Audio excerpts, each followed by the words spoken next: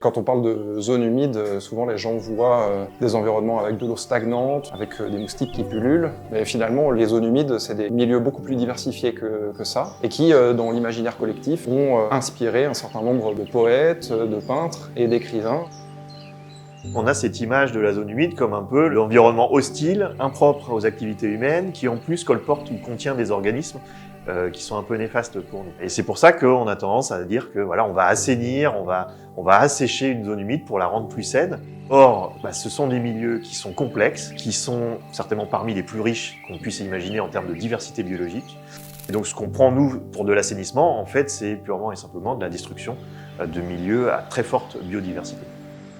Quand on parle de zones humides, on parle vraiment d'une grande diversité de paysages, d'une grande diversité d'échelles. On parle de zones humides dans des massifs en montagne, en forêt aussi, jusque du coup au littoral, en suivant les berges des rivières.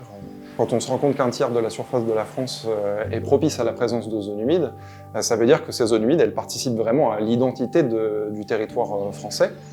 Les zones humides, ça regroupe énormément de types de milieux différents.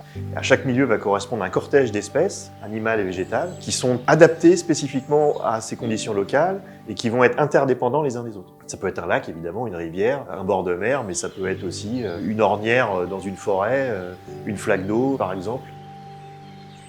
Les zones humides, ce sont vraiment des environnements qui abritent un certain nombre de processus et donc qui réalisent des fonctions à l'échelle de l'environnement qui sont très importantes et dont l'homme tire en partie ce qu'on appelle des services écosystémiques. Puisque les zones humides sont des zones un peu tampons ou éponges qui vont accumuler de l'eau lors des fortes précipitations, de l'eau qui sera rendue aussi ensuite au cours de la saison. Ce sont des environnements qui vont ralentir le ruissellement de surface, recharger les nappes phréatiques, mais aussi participer au débit des cours d'eau en période estivale, quand il y a beaucoup moins de précipitations pour nourrir ces cours d'eau.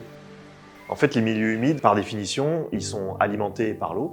C'est soit de l'eau qui les traverse, soit c'est de l'eau qui s'y accumule.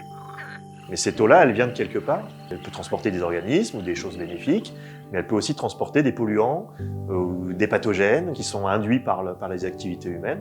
Et donc ces zones humides vont aussi être des zones de transport de ces polluants ou d'accumulation de ces éléments néfastes pour les organismes.